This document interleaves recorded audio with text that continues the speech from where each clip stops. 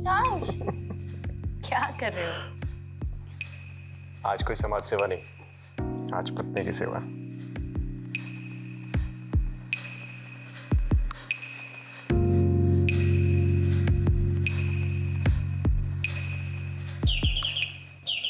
आया माँ। मामा क्या हुआ? बेटा इधर। क्या हुआ माँ?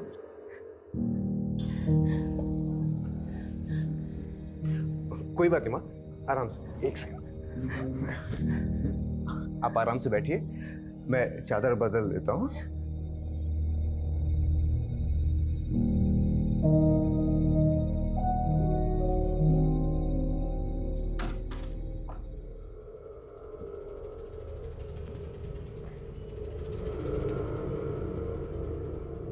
I'm sorry प्रीत, वो माने। मिराज प्लीज, कोई मेहरबानी मत करो मुझ पर। अभी फिर से बेल बजेगी और तुम स्कूल के बच्चे की तरफ भागते हुए जाओगे। प्रीत, ये तुम किस तरह की बातें कर रही हो? अरे मेरी माँ है वो, मेरा फर्ज बनता है उनकी देखभाल करना। और मैं तुम्हारी बीवी हूँ मिराज, बीवी की तरफ तुम्हारा कोई फर्ज नहीं बनता? प्रीत, मैंने आज तक कभी तुमसे कुछ नहीं छुपाया। तुम पहले से जानती थी मेरी लाइफ के बारे में। बेहतर होगा तुम एक्सेप्ट करना चालू कर लो।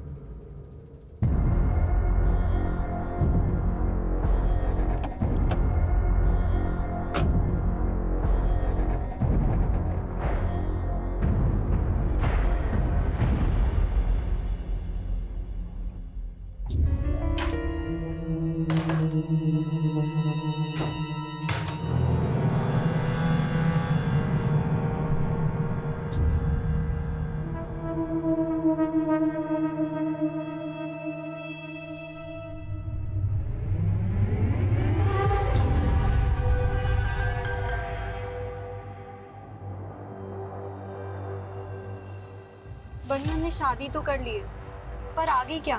तूने यार मेरे लिए अपना घर छोड़ता, मैं तुझे थोड़ी कुछ होने दूंगा।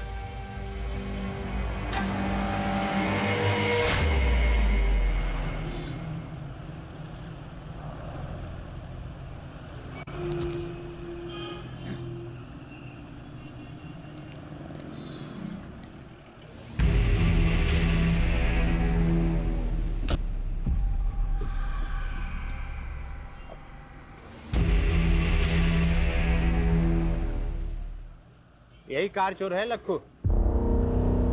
निकल चल कॉलर छोड़, चोर नहीं हूँ, गाड़ी मेरी है। चाबी खो गई थी इसलिए से खोल रहा था। तेरी ऐसी ही थी। पुलिस होगी गुंडागर्दी करते हो? गुंडागर्दी मैं तुझे बताता हूँ, चला जा। अरे कहाँ लेके जा रहे हो? चल बताता हूँ, गाड़ी तो लेने दो। चल तेरी गाड़ी लेके आगा यार। मैडम, फॉरेंसिक ने महराज के फ़ोन और लैपटॉप से डाटा रिट्रीव कर लिया है, इसमें कॉपी है। ओके। हाँ, एक बंदा हाथ लगा, कार चोर। कार चोर? प्रीत से तार जुड़े इस कार चोर के। चलो। क्या मैडम, एसी लगवाना चाहिए ना इंटरोगेशन रूम में? अब बोलो तो एक first class AC second hand में दिलवाओ। लक्खू तो एयर कंडीशन की नहीं, अपनी कंडीशन की फिक्र कर। मर्डर का चार्ज लगा है तेरे पे, वो भी एक नामी नेता का। बुरा फंसने वाला है तू। सिंगल कर रहे हो ना मैडम, सब समझता हूँ मैं। दिया क्या आप लोग मुझे मर्डर के चार्ज में फंसा रहे हो? नाटक बंद कर, इसे देख और अच्छे से बता, जानता है इसे? यादव का कहना है तुम्हारा चक्कर महराज की बीवी प्रीत के साथ है। देखा यादव, मैंने कहा था ना, लक्खू जैसे फटीचर आदमी के साथ प्रीत का चक्कर हो ही नहीं सकता। ओ मैडम, टीचर नहीं हूँ मैं, महीने का 1,00,000-1,50,000 कमाता हूँ, और वो प्रीत क्या मुझे पालेगी? उल्टा मैं उसके खर्चे उठाता था। सच आ गया ना जुबान पर। अब बता, कार चोरी करते करते प्रीत को कैसे फंसाया? ओ, तो शादी से पहले मैं प्रीत को ड्रग सप्लाई करता था। नशे की लत थी प्रीत को, उसे माल मिलता था और मुझे मजे। लेकिन प्रीत के भाई बनने को जब हम दोनों के बारे में पता लगा तो उसने महराज के साथ उसकी शादी कर दी। धीरे धीरे उसके नशे की लत भी छूट गई, दिल तोड़ के चली गई मेरा। बस उसी दिन से मैंने भी ड्रग्स की लाइन छोड़ दी। ओए मजनू, प्रीत के कॉल रिकॉर्ड से पता चला कि तू शादी के बाद भी उससे बात करता था फोन पे। साहब, प्रीत ने खुद मुझे ढूंढा था सोशल मीडिया पे, फिर कॉल भी किया था मुझे। लक्कू प्लीज मेरी बात सुन, मैं सच में तुझसे बहुत प्यार करती हूँ। तू मुझे यहाँ से कहीं ले चल, कहीं दूर चलते हैं ना हम दोनों। एक बात और, मैं अकेले नहीं आऊंगी, मिरांज के दिए हुए पैसे और गहने लेकर आऊंगी। प्रीत थोड़ा वेट कर, मैं कुछ करता हूँ। अच्छा प्रीत, वो गहने कितने के होंगे वैसे? महराज को शक हो गया था तुम दोनों पर। तुम दोनों का मिलना मुश्किल हो गया था, इसलिए तुमने महराज के मर्डर का प्लान बनाया। कुछ भी कहोगे मैडम, एक औरत होते हुए मेरी सिस्टर पे इतना घटिया आरोप लगाते हो, आपको शर्म नहीं आती? उस कार चोर ने क्या और आपने मान लिया? झूठ बोल रहा है वो, मेरे से पूछ लो, कहानियां बना रहा है। सच है ये, क्या है? सच है बनी, मेरा लक्खू के साथ अफेयर था। तेरा दिमाग फिर गया है? लक्खू ने यह कबूल किया है कि उसने ही महराज को मारा है, प्रीत के कहने पर। ये झूठ है, और लक्खू से मुझे कोई प्यार नहीं था। मैं लक्खू का सिर्फ इस्तेमाल कर रही थी ताकि मैं मिरान से अलग हो सकूं। पर क्यों? क्या आप पति पत्नी में रिश्ते अच्छे नहीं थे? मिरांश और मेरा प्यार से ज्यादा दया हमदर्दी का रिश्ता था। उसके लिए तो मैं सिर्फ एक सोशल प्रोजेक्ट थी, जिसने मेरे जैसी नशे की मारी औरत का भला किया था।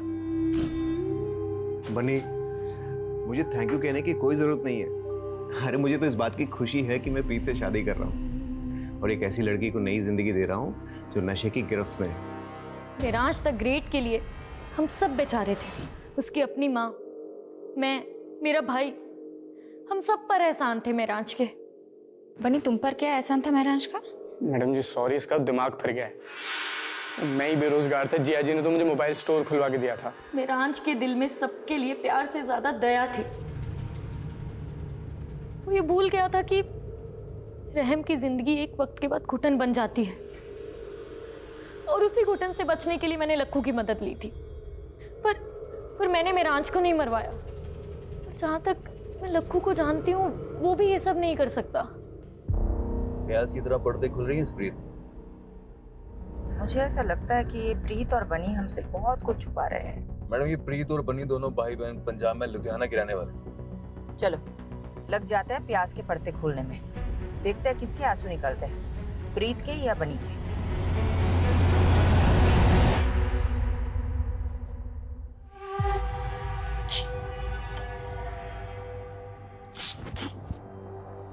मिल गई मेरे लिए फुर्सत? मैंने तो तू मिल गई। बहुत अकेला लगता है पूरे दिन भर तुम्हारे बिना, और तुम वो इतना लेट घर आते हो। अच्छा एक बात बताओ, पूरे दिन भर मोबाइल स्टोर पे ही रहते हो या कोई और चक्कर में फंसे हो?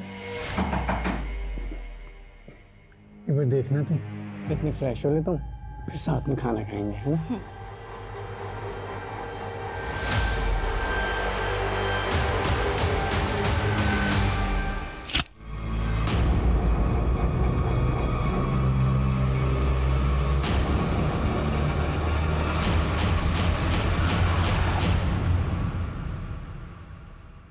अभी भी महराज भाटी के केस में उलझे हो? कोई सस्पेक्ट नहीं मिला? सस्पेक्ट्स है, सबके पास मोटिव भी है, लेकिन इतना रायता फैल चुका है ना, I am losing my objectivity. कोई दिशा नहीं मिल रही केस में। आई थिंक महराज को आइडिया हो गया होगा कि उसकी जान को खतरा है। कैसे? शिफाली, जो लोग पब्लिक और पॉलिटिशियंस के बीच में घिरे रहते हैं ना, उनका इंट्यूशन बहुत स्ट्रांग हो जाता है। वो अपने आसपास के खतरे को सूंघ लेते हैं। अगर महराज भाटी को भनक थी कि उनकी जान को खतरा हो सकता है, तो वो प्रिकॉशनरी स्टेप्स तो लिए होंगे ना? बिल्कुल।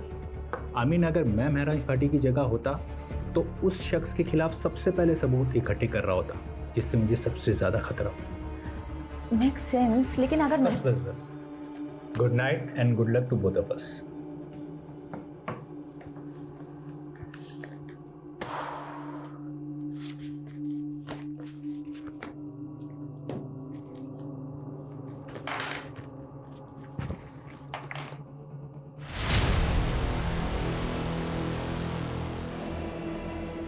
मैडम, फॉरेंसिक ने महराज के फ़ोन और लैपटॉप से डाटा रिट्रीव कर लिया है, इसमें कॉपी है।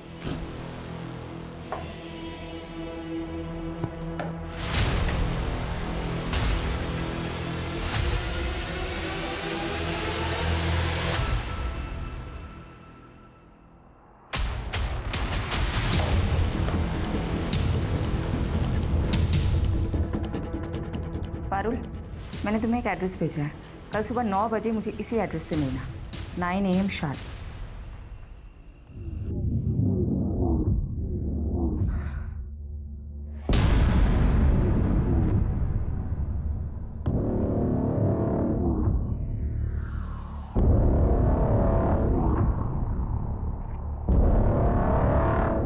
महर, आई रियली लव यू।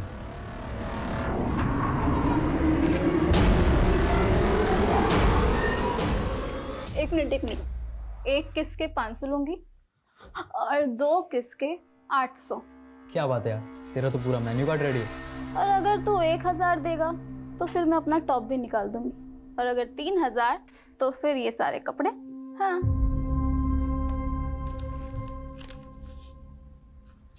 ये मेरा पर्स तेरा, तेरा पूरा मेन्यू कार्ड मेरा। मेहर, कौन है अंदर? तू यहीं रुक, मैं अभी देख कर आती हूँ। क्या है? ये लड़का कौन है? पीछे हटो। कौन है? क्या कर रहा तुम्हारे कमरे में? कौन है तू? और ये पैसे? चल निकल यहाँ से। जा रहा है या? ये क्या है? हैं? क्या है ये? तुम नशा करती हो?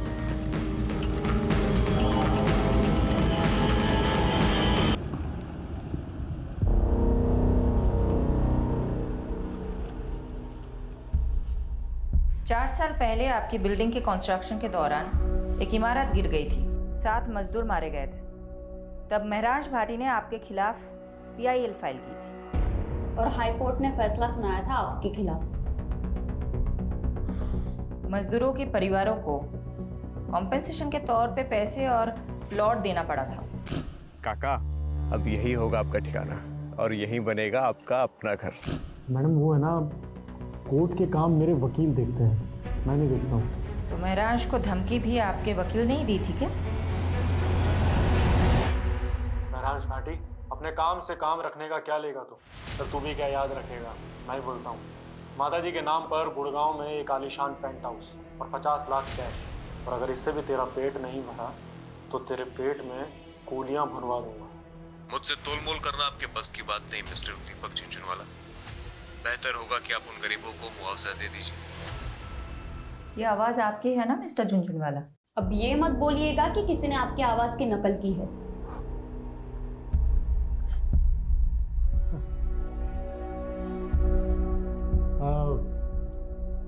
हाँ, आवाज़ तो मेरी है मैडम, मगर आप कुछ प्रूफ नहीं कर पाएंगे इससे।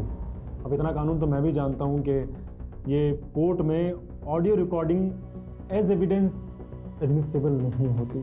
मिस्टर झुंझुनवाला, कोर्ट तो बहुत दूर की बात है। मैं आपको डिटेल में बताती हूँ हम आपके साथ क्या करेंगे। तो तेरे घर पर तो मैं CBI और ED की रेड करवाऊंगा, बर्बाद कर दूंगा तुझे। और अगर ऐसा ना हुआ ना तो मेरा नाम झुंझुनवाला नहीं। यहाँ तेरी कोई नहीं सुनने वाला, और अब तो विटनेस भी है तेरे खिलाफ। तू तो अब गया। कौन विटनेस?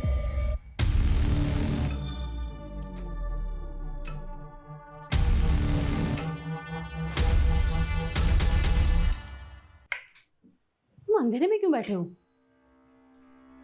महर ने फिर बदतमीजी की क्या? तुम इग्नोर करो, अभी बच्ची है वो। रंजीता 16 साल की हो गई है महर, और अभी तक मुझे अपना बाप मानने के लिए तैयार नहीं है। मुझे लगता है वो हमारा लिव इन में रहना एक्सेप्ट नहीं करेगी, इसलिए हमें शादी कर लेनी चाहिए। प्लीज समर, महर को अपने मतलब के यूज करना बंद करो। हम दोनों साथ में हैं क्योंकि हम दोनों को एक दूसरे की जरूरत है। अच्छा, एक काम आया है, वो करना है, काफी बड़ा घर है। कल डिटेल में बात करते हैं।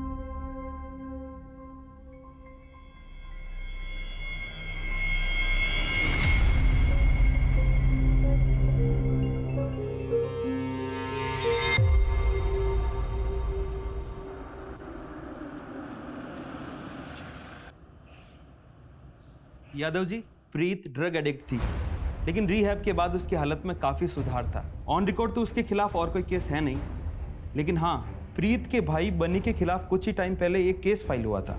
बनी के खिलाफ? क्या मामला था? किडनैपिंग का। ये रही उस केस की फाइल। आंटी, प्लीज कुछ खा लीजिए, महरांश कहीं भी होगा, आपको इस हाल में देख के बहुत दुखी होगा। लोकेश, अब तुम्हें माँ जी की फिक्र करने की कोई ज़रूरत नहीं है। मैंने इनके लिए फुल टाइम नर्स अपॉइंट कर दी है। तुम नहीं भी आओगे तो चलेगा। प्रीत, माँ जी को नर्स की नहीं अपनों की जरूरत है। तो इनकी अपनी मैं हूं ना, बहू इनकी। इनका ख्याल कैसे रखना है वो तो मुझ पर छोड़ दो। अब तो बनी भी यही है, वो भी माँ जी का ध्यान रखेगा। तुम जा सकते हो।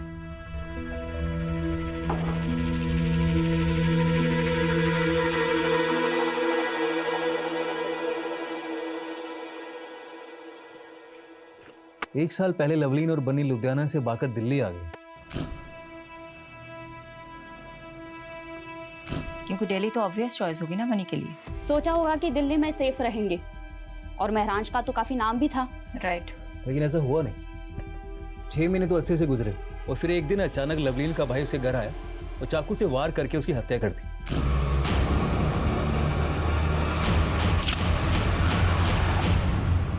सीसीटीवी में दिखा था उसका भाई।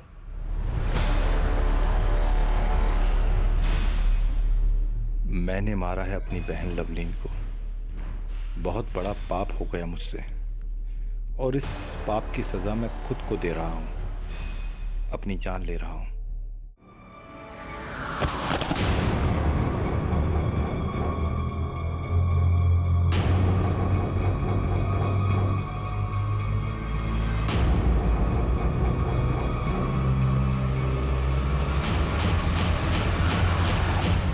लेकिन इसका महरांश के मर्डर से क्या कनेक्शन हो सकता है? सही कहा। यादव, तुम्हें कोई लिंक मिला? अभी तक तो नहीं मिला।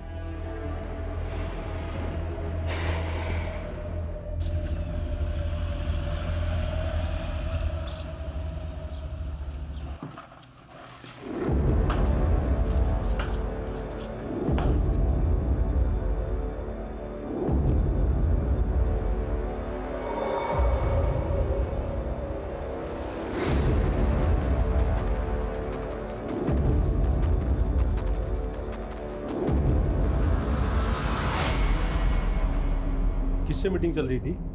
कैबिन से बाहर जाता तो कोई दिखा नहीं हमें। पीछे के दरवाजे से भेज दिया। जरूर कोई महिला रही होगी। कौन थी? राजेंद्र जी, आपकी इन्हीं हरकतों की वजह से आपकी पार्टी ने आपको टिकट नहीं दिया। टिकट से क्या होता है? महरांश को भी टिकट देने वाले थे ना आप लोग। क्या हुआ? ऊपर का टिकट पहले कट गया उसको। देखिए, आज जो प्रस्ताव लेकर आए हैं उसमें आपका ही फायदा है। महरांश के अलावा आपकी पार्टी के पास कोई ऐसा उम्मीदवार नहीं है जो आपको चुनाव जितवा सके।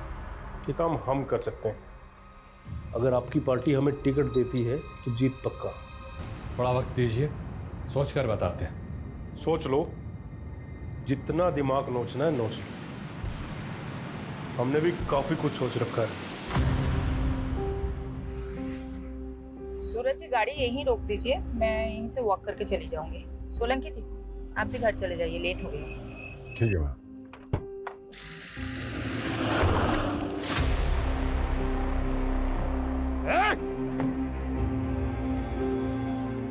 मैडम, आप ठीक है? हाँ हाँ, देखिए किसकी गाड़ी है। कंट्रोल रूम, एक सिल्वर कलर की कार अभी अभी गांधी रोड से गुजरी है और उस पर नंबर प्लेट भी नहीं है।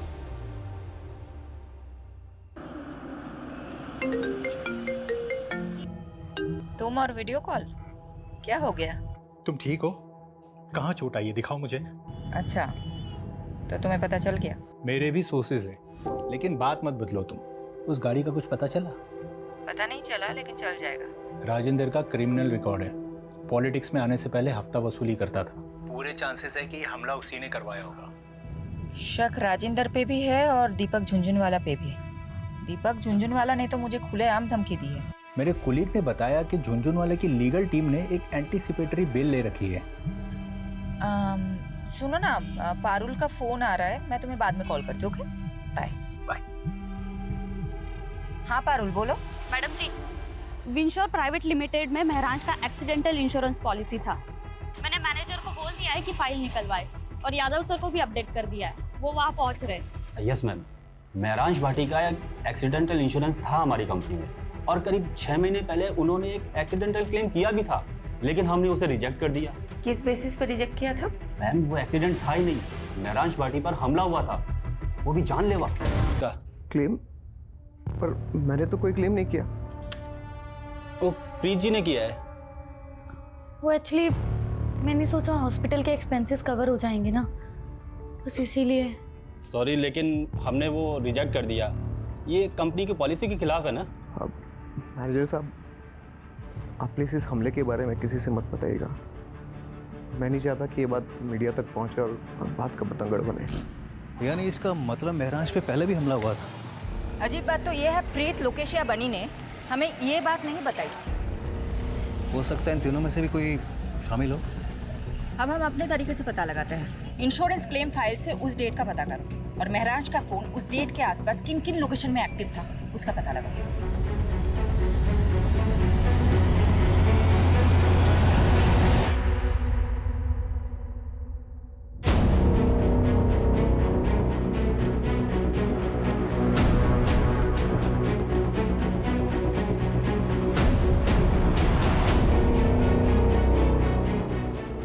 मैडम, युवा रिपब्लिक पार्टी की त्रिपाठी ने अचानक प्रेस कॉन्फ्रेंस बुलाई है कैंडिडेट का नाम अनाउंस करने के लिए।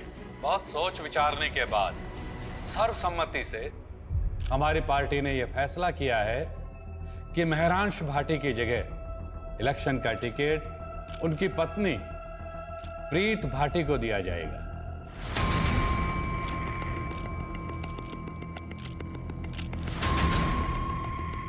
मैं त्रिपाठी जी और पार्टी के सभी वरिष्ठ सदस्यों को आभार प्रकट करती हूँ। मेरे पति महरांश, उनकी ख्वाहिश थी इस शहर के लोगों की सेवा करना। तो क्या टिकट पाने के लिए प्रीत ने महराज को रास्ते से हटाया होगा? साथ ही मैं दिल्ली पुलिस से भी दरख्वास्त करती कि मेरे पति महराज के कातिल को जल्द से जल्द पकड़ा जाए। और आप सब लोग। हाँ यादव, कुछ मिला? मैडम, एक हिस्ट्री शीटर है केदार कामरे, 4 महीने से फरार चल रहा। तुम पहुंचो, मैं पेपर वर्क तैयार करके तुम्हें वही डायरेक्ट मिलूंगी।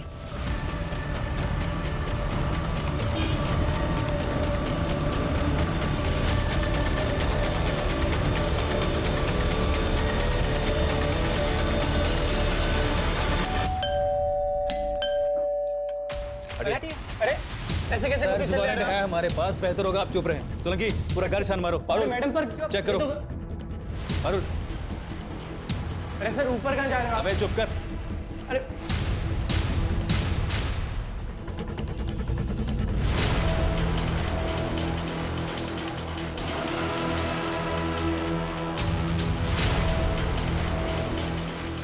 मैडम, नशे का गोदाम भरा या तो? नारकोटिक टीम को इन्फॉर्म करो। यादव, सब कुछ सील कर दो। प्रीत, तुम हमारे साथ चलो, तुम्हारे साथ बहुत सारी बातें करनी है। और इलेक्शन लड़ने का जो विचार है ना तुम्हारे मन में, वो भूल जाओ, क्योंकि ये खबर मीडिया तक जरूर पहुंचेगी। मैंने महराज को नहीं मारा है, लेकिन केदार से मैं ड्रग्स खरीदती थी। एक्चुअली उस दिन लक्कू के पास जब माल नहीं था तो उसने मुझे केदार का कांटेक्ट दिया, तो मैं उससे ड्रग खरीदने मेरठ गई थी। और महराज को ये बात पता चल गई थी, राइट? महराज को एक्चुअली शक होने लगा था कि शायद मैं फिर से ड्रग्स लेने लग गई हूँ, इसलिए वो मेरा पीछा करता था।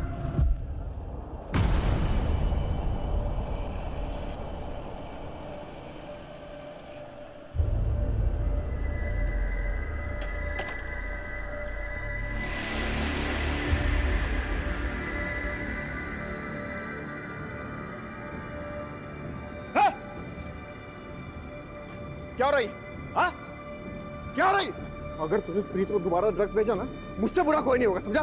तू होगा दिल्ली का नेता और ये मेरठ है और यहाँ मेरा राज चलता है, समझा ना तू? निकल। तेरी केदार और उसके आदमियों ने महराज को बुरी तरह से मारा था, लेकिन फिर भी महराज का इरादा नहीं बदला। और तुम तंग आ गई थी। तुम्हारे नशे की लत के आगे महराज दीवार बनकर खड़ा था, इसलिए तुमने उसे मरवा दिया, राइट? ऐसा नहीं है। क्या कोई पॉलिटिशियन इस काम में शामिल था जिसने तुम्हें महराज की जगह इलेक्शन में खड़ा करने का लालच दिया था? मैंने महराज को नहीं मारा, और जहाँ बात इलेक्शन में खड़े होने की है, वो मैंने सिर्फ महराज की इच्छा पूरी करने के लिए किया। आप प्लीज मेरा यकीन कीजिए, इनफैक्ट मैं सच बोल रही हूँ। महराज जैसे आदमी में भी तुमने ऐब ही देखी, तुम पे कौन यकीन करेगा?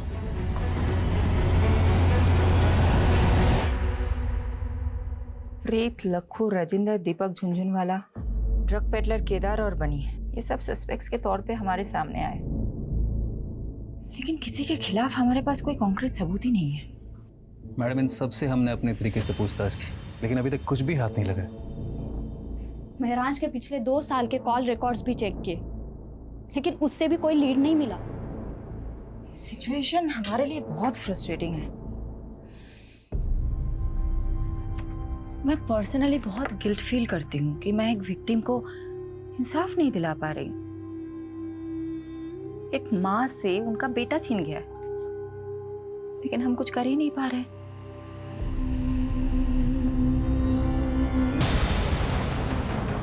अरे मिट्टी डल गई उन सब पे, अब आपको और हमें बस आगे की सोचना चाहिए।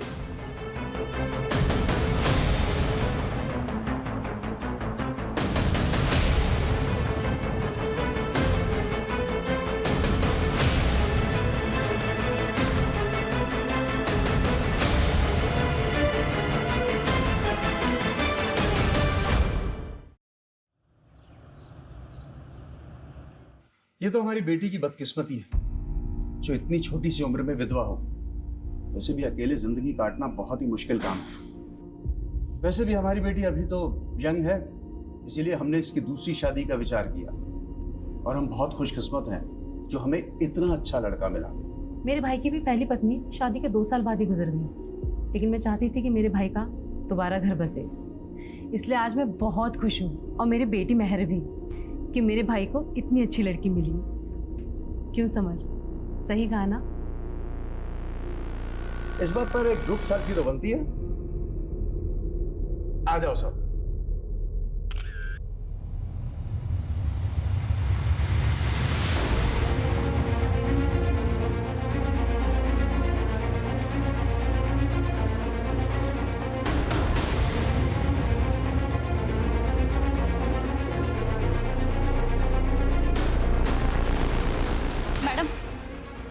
एक पुराने केस की ताज़ा खबर लाई हूँ। कौन सा केस? महराज भाटी मर्डर केस। 1 साल के बाद क्या पता चला उस केस के बारे में? अभी अभी नोएडा में एक खबर मिली है जिसमें एक फैमिली है जो झूठी शादी के नाम पे लोगों को ठग रही थी। ये उनकी फोटोज है। नोएडा पुलिस ने इनके लिए लुकआउट नोटिस जारी किया है। कौन है ये तीनों, और महराज के साथ इनका क्या कनेक्शन है? मैडम, इस फोटो में जो दूल्हा है ना, इसकी शक्ल को ध्यान से देखिए। हमने इसे पहले भी देखा है। याद नहीं आ रहा है, कौन है ये? कहाँ देखा था इसे? लवलीन, जिसका मर्डर उसके कजिन ने किया था। याद है मैडम? सीसीटीवी फुटेज में हमने उसका चेहरा भी देखा था। ये दूल्हा वही है, लवलीन का कजिन दलबीर। दलबीर कहीं वही तो नहीं इसने बाद में सुसाइड कर लिया था? जी हाँ सर, कुछ तो बहुत बड़ा झोल है इस केस में। यादव, पारुल, ढूंढ निकालो इन तीनों को। जी मैडम।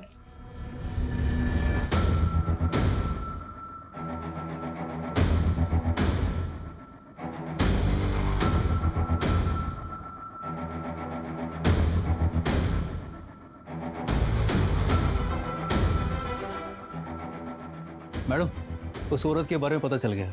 रंजीता नाम है उसका। कुछ साल पहले प्रोस्टिट्यूशन के धंधे में थी, लेकिन अब A क्लास की एस्कॉर्ट होगी और अब लोगों को ठगने का काम भी शुरू कर दिया उसने। चारा डाल दो। ओके। 5000 दूंगा, लेकिन जगह एकदम सेफ होनी चाहिए। उसकी फिक्र मत करो। कैसी जगह जाना है, होटल या? अरे नहीं नहीं, होटल नहीं, ऐसी जगह जहाँ पुलिस का लफड़ा ना हो। समझ गई। चलो, मैं जानती हूँ ऐसी एक सेफ जगह।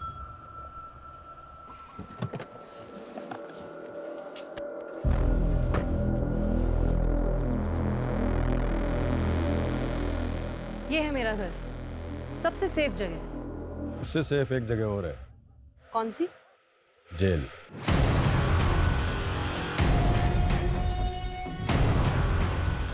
अरुण,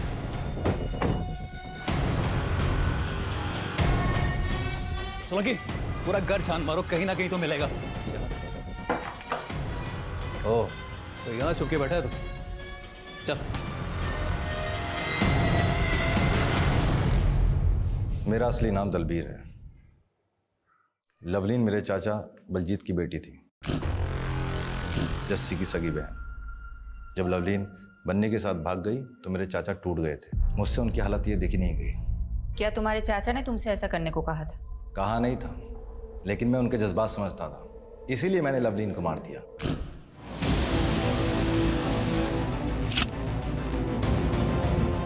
और एक सुसाइड का नाटक किया ताकि आप लोगों से बच सकूं और एक नई जिंदगी शुरू कर सकूं।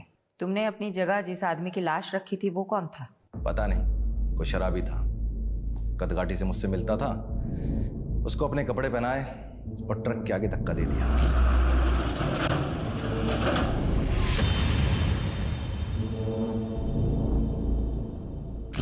क्या तुम्हारे इस प्लान में बलजीत और जस्सी भी शामिल थे? इसलिए बलजीत ने तुम्हारी लाश की झूठी शिनाख्त की? नहीं, उनको कुछ नहीं पता था। कपड़े और कदकाठी देखकर वो भी धोखा खा गए थे, और ऊपर से सुसाइड नोट भी तो था। महराज को तुमने क्यों मारा? जी लवलीन ने घर से भागने की कोशिश की पर पकड़ी गई। समझ ही नहीं आ रहा क्या करें। पूरे खानदान की नाक कटवाने चली है तू। तुम दोनों बालिग हो और तुम दोनों को अपनी जिंदगी अपने हिसाब से जीने का पूरा हक है। अगर तुम्हें मुझसे कोई सपोर्ट चाहिए दिल्ली में तो मैं पूरा सपोर्ट करूंगा, और जहां तक रही बात शादी और घर की तो मैं देख लूंगा।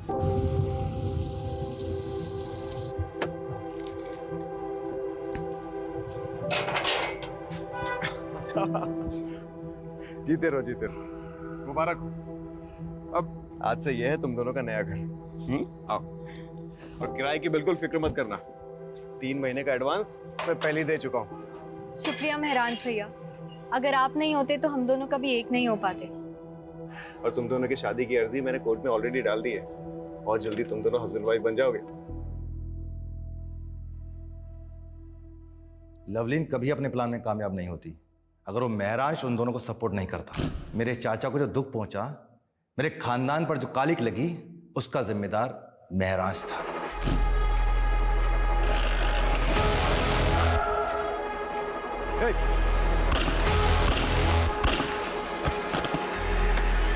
गुस्सा भी आता है और तरस भी आता है तुम्हारी ऐसी पिछड़ी सोच पर।